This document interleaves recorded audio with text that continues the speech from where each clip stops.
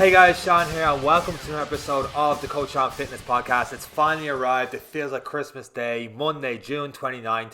The gyms are back open. Well, some of the gyms are back open, including the one I'm working at, the ABC gym, as well as my boot camp opens tonight, Boot Camp Castleknock. Cannot wait to get back to doing the classes in person once again. I mean, it's been great doing the Zoom classes over the last couple of months, but you can't beat the in-person classes as far as I'm concerned. So we've made a lot of changes to the boot camp over the last couple of months, and one of them that I'm going to be talking about today is why we've partnered up with Shape My Plan. And Shape My Plan, they're an Irish nutrition company that provide meal plans to people. Now, if you're listening to this podcast and you are not a member of the boot camp, don't hit the stop button just yet and move on to different podcasts. There's going to be a lot of information in this for you as well, if you're going to do your own nutrition throughout the next couple of months.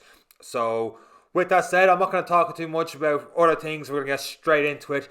What we're going to be talking about today is the booty camp diet we've done before, why I felt that worked, and also why I feel we need to change it up a little bit as well. Bringing in the Shape My Plan. The Shape My Plan breaks down into macro counting and calorie counting. So I'm going to talk about the pros and cons of both of them, as well as why the boot camp worked and why it wasn't too successful. So getting straight into the boot camp diet. And I've talked about this before on the podcast with my own transformation. So once a year, I would do a 5 to 6 week program where I'd go low carbs. And that's pretty much what the booty camp diet is. It's low carbs and slowly reintroducing the carbs. But I would stick with the low carbs for those 5-6 weeks. And what would happen when I'm sticking with the low carbs is, first of all, for the first couple of days, it's really tough because your energy is zapped and you just feel tired and lethargic all the time, and mood swings can happen. I'm not going to lie in that one. I've lost the plot over like a lost remote control on a TV and stuff like that sometimes, but not extreme lost the plot. But you do get used to it, and then by the end of the week, by day 4, day 5, it just starts to click and you start to feel a lot better. And with that diet, I've always said for myself doing that, it's like 80-90% of the time. Now, I won't have any crisps or sweets or anything like that throughout the 5-6 weeks because it's as much of a mental challenge as anything else. And I'll stay off drink completely during those 5-6 weeks as well. I usually build up towards the opening day of the American football season. I watch my 49ers, and let me tell you, I have a fair few drinks and stuff on that one. Like last year, I think when I finished on the Sunday, I went like straight to a whiskey museum that morning. Then I was at a barbecue the afternoon, and I had a few people over the apartment for a few drinks and stuff like that in the evening watching the 49ers. They won their first game. Almost a perfect season for them, but we won't talk about that right now because I get depressed again. But my whole point is that I'd stick with 89% of the time and I have a little bit of carbs here and there. But overall, throughout the week, I would have had less calories than I did before. So most of the time, I go from like 82, 83 kg back down to a 77 kg. And after doing it, the 5-6 weeks, I'd just be used to more low carb meals, so I wouldn't have as many carbs in the meal, which means I'm having less calories overall. And that's why it worked for me, and it worked for a lot of people. What the booty camp one specifically did was it eliminated all carbs the first week. It even eliminated dairy, so it's a bit of intolerance testing as well, and how you felt when you're back on dairy the second week. And then it slowly started reintroducing fruit and different things like that throughout the weeks. Once again, I have to keep clarifying this because people take it up the wrong way, especially listening the first time. It wasn't saying that fruit is bad or that fructose is sugars and that's bad for you. And, no one ever got fat by eating a couple of apples. It just doesn't happen. So it took the fruit away just to completely limit what you could have, to bring the calories right down. And we had people like the first week would lose anywhere between 5 pounds up to 10 pounds in that first week. 10 pounds is pretty extreme, which wasn't a good thing. But if you lost 5 to 7 pounds, great. And then in the second week, you wouldn't lose as much, if anything at all, because it's just balancing it out. It's not linear fat loss. So you might lose 1 or 2 pounds and it might slow down a little bit. But what we're doing with that was we are gradually bringing you towards something that's sustainable, because week 1 of the booty camp diet is just not sustainable long term. So that's what we're doing with that. The problem with it was that some people going low carb just didn't work for them, and the idea of going back to phase 1, like I've talked to we would restart the challenges every couple of months, and a lot of ladies would tell me, Sean, you know, going through week one again just put my mind off it completely, that I didn't want to accept. And I say, well, just go to week three then. And then they feel like they're cheating the system on week three by not doing the whole thing, even though if you did the week three boot camp diet, which is just reintroducing some carbs, 1 carb meal a day, having some fruit, some dairy in there as well. I mean, that's perfect. That's eliminating a lot of processed food still, and you will probably end up having less calories doing that diet than what you're on at the moment, especially if you feel like you need to go on some sort of nutrition plan. So that would still work week three, but the idea that like I'm on week three, mentally it feels like you're cheating. And if you're not 100% into the program mentally, it's not going to work for you. So that's what we did in the booty camp diet, and we felt like it definitely worked for people, but not for everyone. And we were having some people saying, hey Sean, I'm loving the exercise, I'm loving the program, but I'm actually doing something like Slimming World. I had one or two people tell me, hey, I'm doing a Slimming World diet, and my reaction to that was, is it working for you? And if they're like, yes, it is working for me, I was like, great, it's working for you. If it's something you feel like you can do long term, regardless of my biases towards different diets, and there's some diets out there that I don't particularly like. I'm not saying Slimming World is one of them or is one of them, but if it works for someone, that's the main thing. If they're healthier on it and it works for them, great, keep going at it. What we've done with Shape My Plan now is they have broken it down into counting calories and macro counting. And I want to talk about the calorie counting one first, because I've definitely said before in the podcast, I'm not a big fan of calorie counting. And the reason I'm not a big fan is, if looking at it from using MyFitnessPal, a lot of people use calorie countings. They're putting in their own meal plan, their own meals, and it mightn't be exactly accurate what they're putting in. They might have slightly more portions, like especially in dinners and stuff. If you think you're having like 200 grams of some sort of potato, whatever it is, and it ends up being a little bit more than 200 grams, you still have 200 grams, and then at the end of the day you're like, oh, I've got 400 calories to play with, I can have whatever I want here, where you might have only had 200 calories to play with really, and then you eat those 400 calories, you're 200 calories over. I think that made sense. I think I cleared that one up. So with Shape My Plan, the difference is they give you the meal plans from there. It's based off Irish ingredients, because it's an Irish product. So they'll give you the meal plan, and you can chop and change meal plans for what you want. So it's going to be a bit more accurate, a lot more accurate than it would be if you were inputting stuff into MyFitnessPal. So, but I would be cautious that it's not 100% accurate. Always assume there's a little bit more calories than what you actually have down on the app. So if it says, let's say it says 1800 calories, assume that's 19, or assume that's 2000, and see how you feel. Keep monitoring it from there, because the last thing you want to do is think you're under eating and you're actually overeating. So don't go too low on the amount of calories that you're gonna have. And when you first sign up to the app, what it's gonna have is, put in your age, height, and your activity level, and it's gonna tell you how many calories you should have or need to have to lose weight from there. If you're not in Shape My Plan, those listening that are not in the boot camp, basically what I'd recommend you guys do is use something like MyFitnessPal. Input what you have over 3 days and include everything. Like sometimes people have cappuccinos and they don't put it in because it's not food. Yeah, it's 200 calories right there. A can of Coke could be 200-300 calories.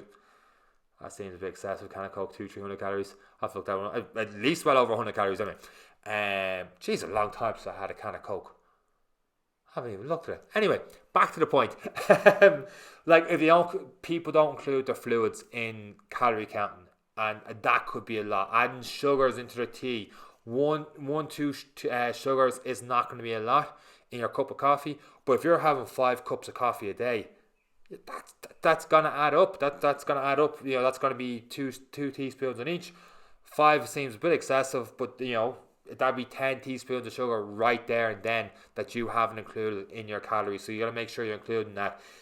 Like I said, if you're not in Shape My Plan, take your 3 days, include everything into it, and then see what that calorie number is, and then take roughly 10% off it and go from there. So with the classes coming back and with people back in the gym, you're obviously going to increase your expenditure, your energy output, which is great for losing weight. So if you stayed the exact same right now and increased your energy expenditure, ideally you would lose weight. And it's like that saying, eat less, move more, and that will happen.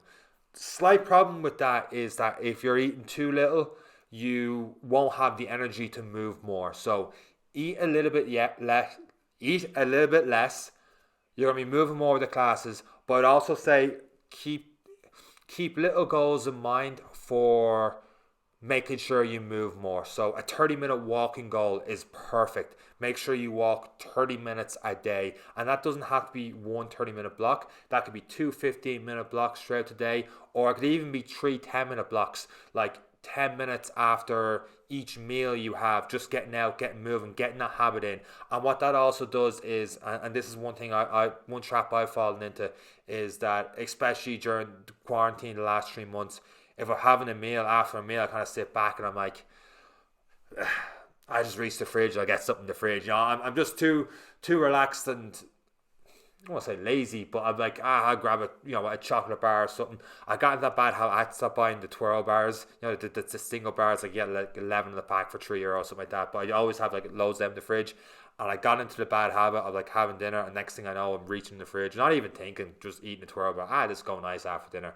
But then I'm having like, geez, after lunch I'll have a twirl bar. And I got to the stage where it was like, even like breakfast and stuff, I was having a bagel, ham and cheese, and like, didn't even think. Next thing I knew, it was a twirl bar about 9:30 in the morning. I'm like, they're gonna add up. When a pack lasts me 2-3 days, I'm like, that's 100 calories. That's an extra 300-400 calories a day that I was having just by having 4 or 5 different bars throughout the day, which was just insane on my part. But had I had my dinner, I'm like, going out for a walk. I come back from a walk, like, right, I need to do this. My mind's preoccupied to do other things from there, and walking helps me just burn an extra couple of calories, just reset the mind, do something proactive instead of sitting down after a meal, and get on with the day from there. So I definitely recommend having some sort of walking goal, or even a step goal, having the 10,000 steps throughout a day. And 10,000 is the number that everyone talks about. But make it specific to you. For example, if you're only walking 2,000 steps a day, 10,000 might be a bit unrealistic right now, so you might have to do 6,000 steps a day. Whereas if you walk a lot with work and commuting and all the rest, you might be at 10,000 a day already without even thinking about it. So you might have to go, right, I need to up this, I need to do 12,000 steps a day, so when I go home I'm not just sitting there for 4 or 5 hours, I'm getting up and I'm moving around and keep going there. Same process as I was talking about with the 30 minutes a day, keep moving. It depends on your current level, and that's why I can't say to you right now, have 1,800 calories a day, because you might be eating 3,000 calories a day, and then I'm telling you to drop 1,200 calories to lose weight, like over 30 meals. That's like your dinner gone, just having breakfast and lunch each day for where you're at right now. That's insane. It's too much of a difference, too much of a gap. You're not going to stick to that. Moving on to macros, because we're already 13-14 minutes into this podcast, and I thought we'd be finished by now, so we're going a little bit longer on this one today. Macro counting. Macros basically just means macronutrients. That's your carbs, your proteins, your fats. Some cases your alcohol as well has to be included in that if you're doing macro counting as well. So when we talked about the booty camp diet, that was a form of macro counting in a way, because it was lowering your carbs. Obviously, we're on the booty camp diet. We weren't getting into the specifics in terms of numbers and having it lower, but it was focusing on your macros. So like the carbs was probably like 5, 10, 15% of your daily intake.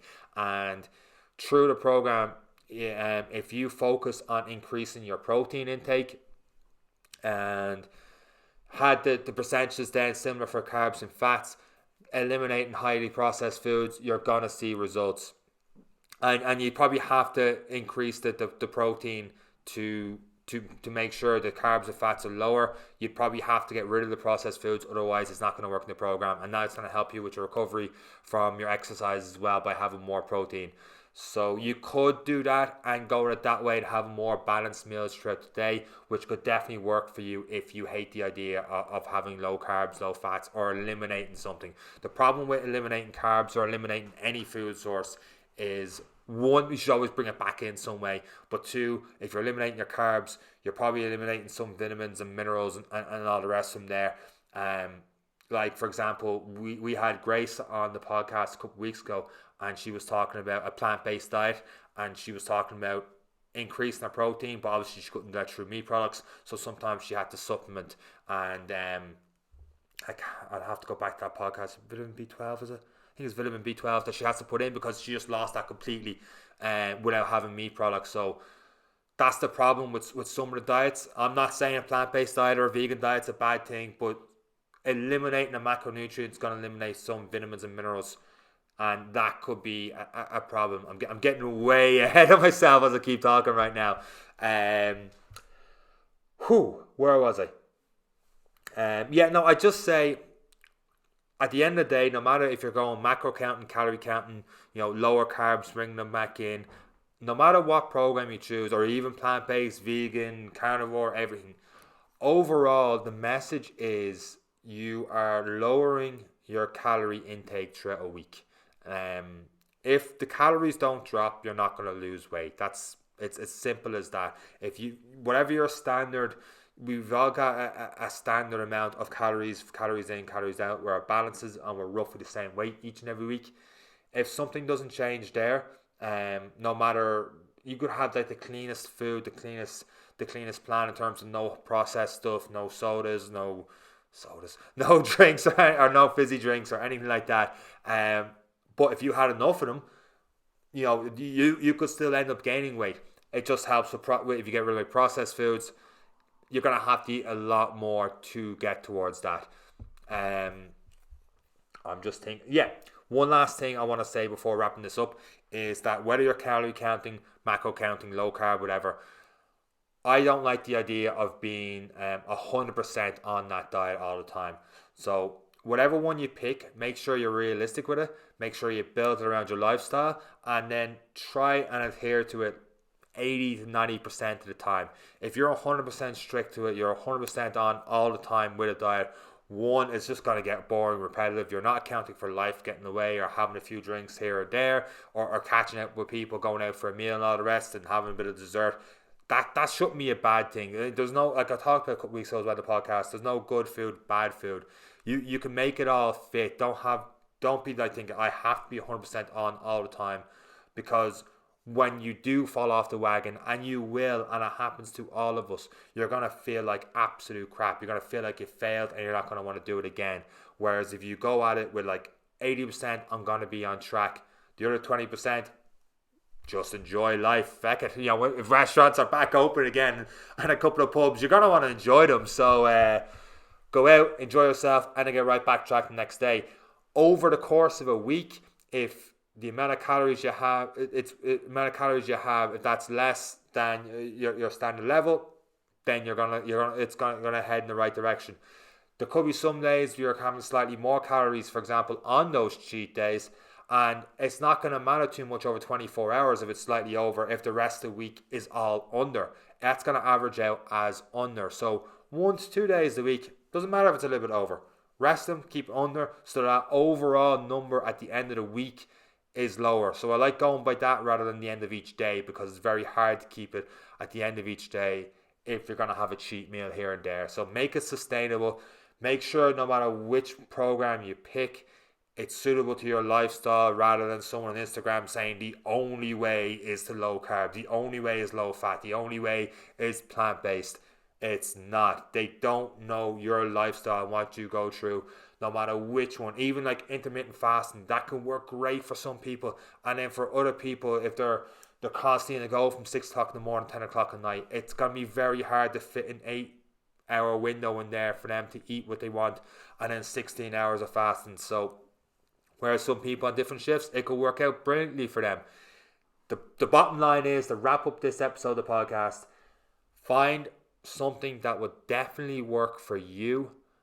Go with it, stick with it for the first 3 to 4 weeks. No matter if you feel like you're unsure about it, week 1, week 2, keep going with it, because if you keep chopping and changing program after every week, you're never going to find something you stick to. You have to give it a chance. You have to give time to let those habits form, to let those habits build. It can take anywhere from 3 weeks to 8 weeks for new habits to form and take place. So definitely go past that 3 week mark on that diet. See how you guys get on with that.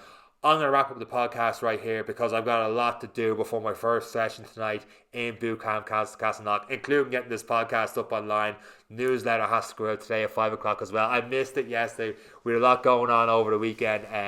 I was down at ABC in Luke, and they've rebranded it, so we're sorting out the gym and stuff down there as well. So get back coaching tomorrow morning, which means I'm up at 5 o'clock in the morning. That is going to be fun after the last couple of weeks. But at the same time, can't wait to get back going into it. Hopefully we're on the road to recovery, touching all sorts of wood. There's no such thing as a second wave, and we can start slowly getting right back to normal again, because I will crack up otherwise. Thank you once again for listening to this week's episode of the Coach Sean Fitness Podcast, and that's it from me. Take care. Now that wasn't a hard video to get through now, was it? I hope you guys got some value out of the video. If you did, please leave a thumbs up and subscribe to the Coach Sean channel, which is somewhere here. And hit that button, subscribe to the Coach Sean channel, leave a thumbs up. There should be a couple of other videos around here for you guys to check out. And that's all from me, from Coach Sean. Take care.